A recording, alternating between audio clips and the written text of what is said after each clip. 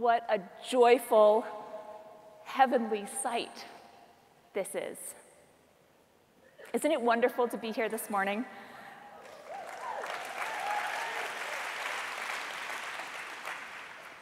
Here we are, sitting side by side, worshiping together in the feeling of warmth and shared purpose that defines this conference.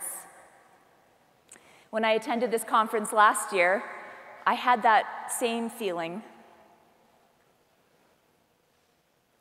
I marveled at how we were able to listen to men and women as our spiritual teachers, honoring our potential to be a unified community of equals.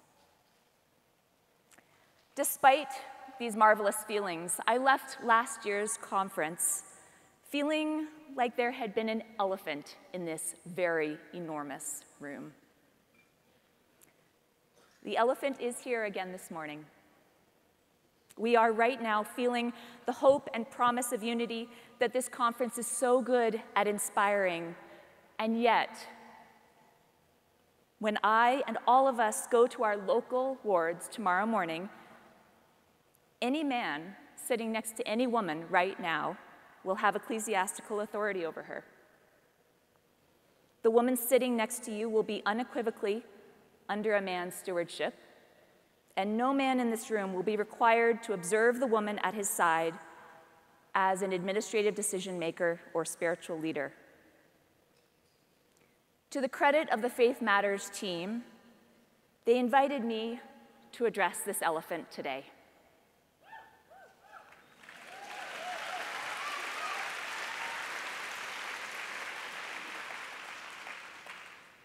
The purpose of thrusting us to Sunday morning from this glorious Saturday morning is not to deflate any of the goodness of today or take away from these feelings of wholeness that we have right now. Many of you may not even see the elephant. Some of you think it's sitting right next to you. But what we're going to do today is look communally at this elephant, name it, walk around it, wonder why it has 4 feet instead of 6 feet, as Terrell asked yesterday.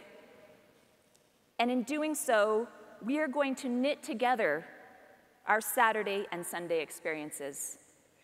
We're going to create some new connective tissue that binds our experience this morning with what we bring to our Sunday institutional experience. It is my hope that you leave this morning with the perspective and tools that you need to walk into your chapel with renewed love for our community and new tools with which to build it. Let me take a minute to look back and explain how I personally came to be delivering this message this morning. 12 years ago, almost to the day, in this very room, I spoke to a Latter-day Saint conference not unlike this one. As I was speaking, ushers went up and down the aisles collecting note cards on which participants had written questions they wished me to address in the Q&A. After I finished my prepared remarks, I was handed the stack of note cards while I was still standing on stage here, and I looked down at the note card on the top of the pile and read to myself what was written there. You are an apostate.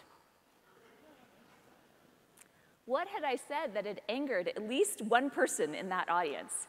Here was the thesis of that talk. There is a tremendous amount of pain among our women regarding how they can or cannot contribute to the governance of our ecclesiastical organization. We need to pay attention to that pain. At that point in 2012, I had already spent years gathering and studying the stories of Latter-day Saint women. I had founded the Mormon Women Project, now the Latter-day Saint Women Project, where we published lengthy interviews with hundreds of LDS women from around the world. I had written numerous articles, conducted surveys, participated in conferences, and ironically, I had been recommended by the church's own public affairs department to speak at that conference on that day. But in 2012, when I gave that talk, one thing was obvious. There was still a lot of work to be done in acknowledging that the church is, by definition, a patriarchal organization, meaning we function within a structure that objectively gives greater responsibility, authority, and visibility to men over women. We as a people were not yet comfortable acknowledging that favoring men limits women's contribution to decision-making and administration, overlooking their perspectives and sometimes hindering their personal growth. 2 years later, in 2014, I turned my original 2012 talk into a full-length book, Women at Church, Magnifying LDS Women's Local Impact, which was published exactly 10 years ago this summer. The thesis here was similar. This book is predicated on a single belief, that there is much more we can do to see, hear, and include women at church. We are not doing all we can to fully recognize and utilize women's unique voices, experiences, opinions, and abilities, and it is imperative that we do better. I spent the first third of the book addressing mainstream members who may not have ever considered the impact of our patriarchal organization or felt its effects in their lives. We swim so entirely in the waters of patriarchy that many of us do not see the extent to which our organizational structure, the language we use, our understanding of God, our quoting of spiritual authorities, our visual representations in our meetings, and the stories of our scriptures center the experiences and viewpoints of men. At that time, there were many who felt that discussing these facts was unfaithful or dangerous. You may still feel that way today. I tried to speak to that audience, encouraging compassion for the cognitive dissonance modern Latter-day Saint women experience, straddling both their church community and the other communities in which we live. I encouraged us to name patriarchy, to acknowledge how different its goals and rules are from every other system that governs us in this country in this day.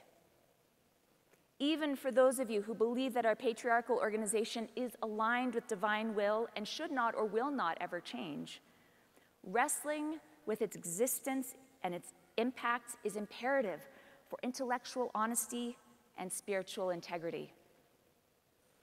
The cover of the book, this magnificent painting by Caitlin Connolly, illustrates the tensions that are inherent in many Latter-day Saint women's lives today. We wrestle with obedience, often in tension with personal agency. The actualization of ourselves in the world is contrasted with the roles we play within the church. These dissonances are a fact of life for many Latter-day Saint women. I believed then, and I still believe, that we as members of the church have more agency than we realize to shape our experiences at the local level. And so the second half of the book is dedicated to specific handbook-approved ways that we can all do more to amplify the voices and visibility and contributions of women in our local wards and stakes. The church organization may be textbook patriarchy, but we can all work to blur the lines in our own local and personal levels. Even though legions of women before me had highlighted similar points, many of whom are here in the audience today and whom I honor, there was something about that book, how I said it, the cultural zeitgeist of that moment, that produced a particular lighting of a fuse.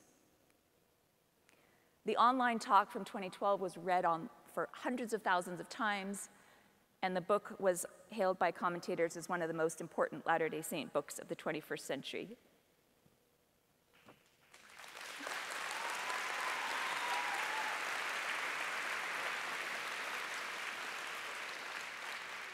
So what has changed in the past 10 years? For me personally, the past 10 years have been both encouraging and heartbreaking. There is the part of me that loves to celebrate the wins, as I'm sure you do too, the part that recognizes that every small improvement we make softens the grounds and plants the seeds for future growth. And there have been significant reasons to celebrate over the past 10 years. I'm sure you have seen these as I have. Just one recent example. Up until a couple of weeks ago, I would have said that there had been no major change in the visibility of women in our Sunday experience. Sacrament meetings can still entirely consist of male participants without a single woman visible, participating, or even needed. But recent changes to the handbook indicated that the young women should now take a visible role in setting the tone for sacrament meeting by serving as official greeters. This is the first effort. That deserves an applause, I agree.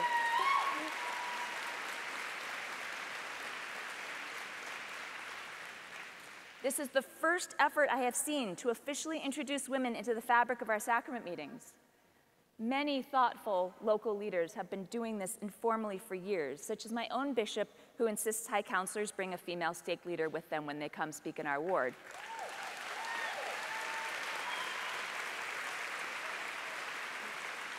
But this is the first time there has been an assigned role for girls or women in our Sunday worship.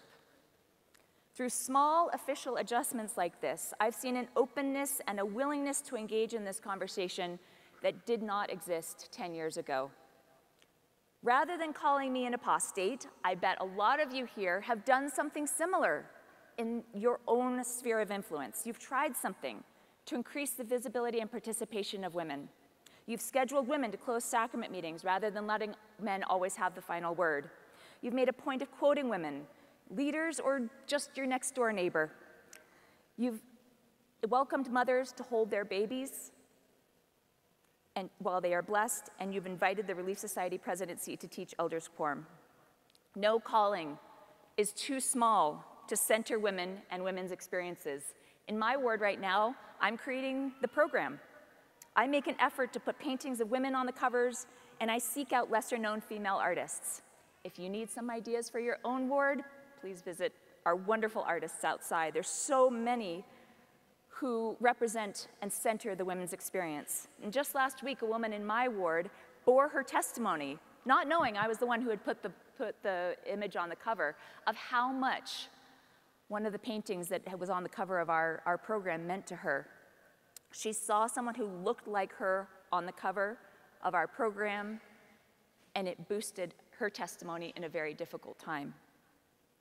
Additionally, you may have listened to the excellent podcasts or followed some of the Instagram accounts that center women's experience in the church, outlets that didn't remotely exist 10 years ago, but which now offer valuable analysis and provide communities of like-minded people who let us know we are not alone.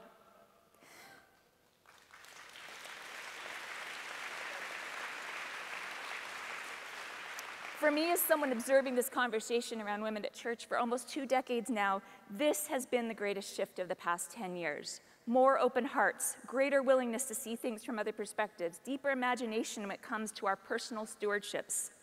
We seem to understand better that we no longer need to buy into patriarchy, hook, line, and sinker, or else walk away in anger.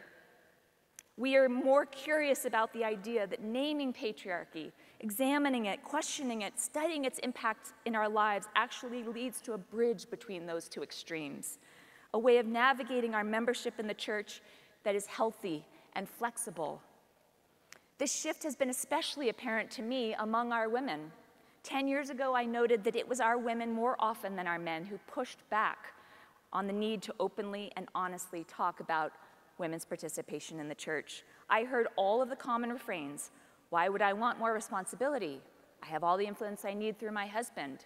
Men have priesthood, women have motherhood. I estimated that I heard from men sympathetic to my message about 4 times more often than I heard from women. I understood that it could be painful to confront the reality that all of the love and appreciation and praise and talk of angel motherhood we enjoy is not equality. To recognize that shying away from church governance because you're a woman is the only time in the church when doing less, being less, contributing less is considered admirable.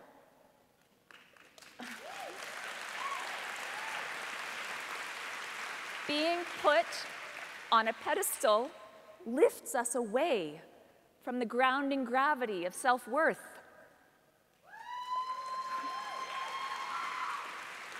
But there is a new voice now, a voice that rose up in the tens of thousands recently to push back on an Instagram post that felt out of touch with the dissonance we live with.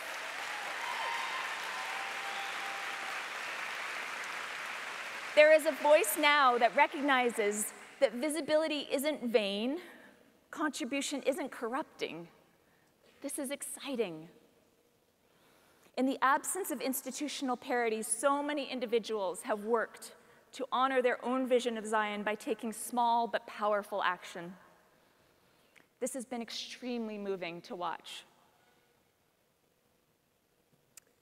For all of you here who have sought to elevate a sister, a daughter, a wife, or a friend, I thank you. As the mother of 3 daughters, I thank you. As someone who has watched countless loved ones step away from the church because they don't see the very best of humanity reflected in our practices, I thank you. And I feel confident that the Savior Jesus Christ, who upended gender norms in revolutionary ways during his own lifetime, thanks you too.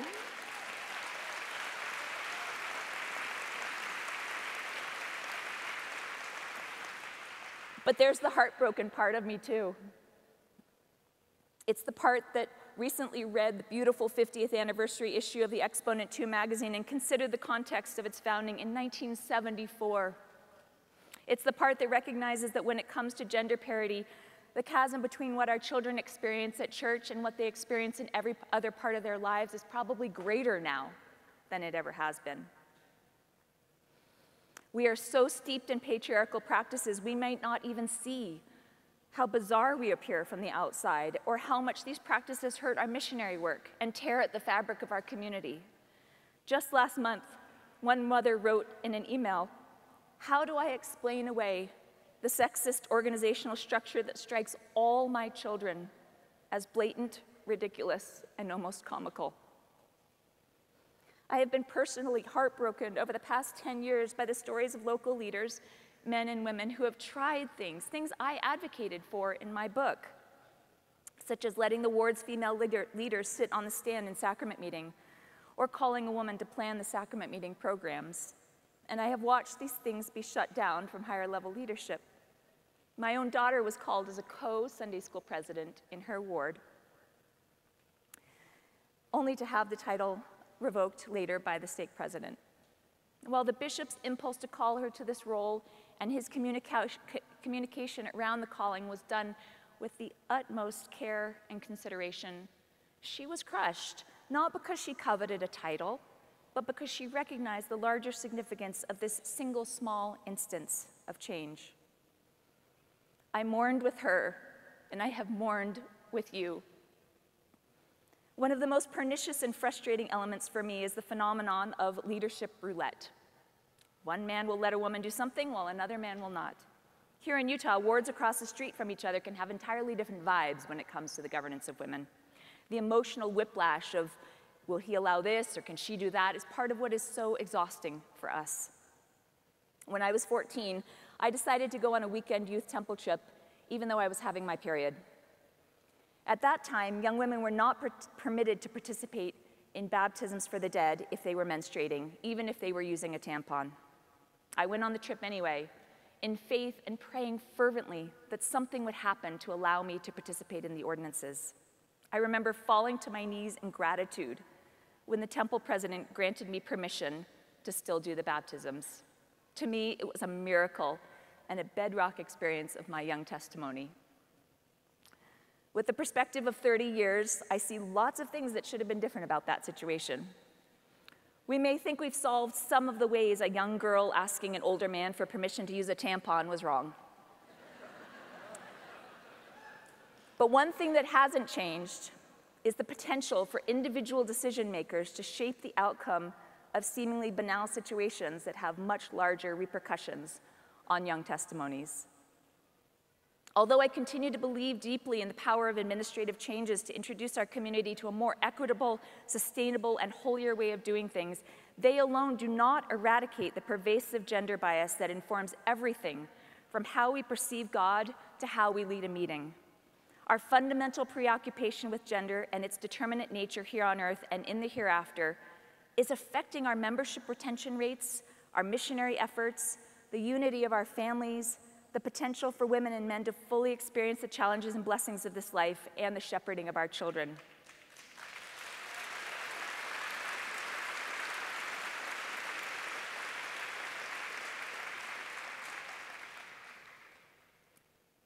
And yet, I am here.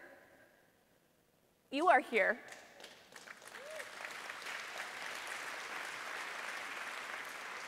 Why? Why do I remain sacrificially committed to the Church of Jesus Christ of Latter-day Saints, even when it breaks my heart? Why do you? And perhaps more importantly, how do we do it? As a woman, it is holy but painful work to disentangle the gospel of Jesus Christ from the sexist practices that shape church participation. It's never easy, but I have a lot of practice at this point navigating my commitment to Jesus Christ with my engagement in the institutional church. And in my best moments, when I am able to take off the lens of womanhood that colors so much of my church experience, I see so much beauty. I see the echoes of rituals that have existed for thousands of years, connecting me to others who have striven for something beyond this mortal life. I see people who I would never seek out otherwise, stretching me to develop kindness and warmth that doesn't come naturally to me. I see people aspiring to healthy, happy families, and as the only child of a single mother, I deeply admire and try to emulate that. From my perspective inside the church, I see that being told that wifehood and motherhood mean nothing is just as damaging as being told that wifehood and motherhood mean everything.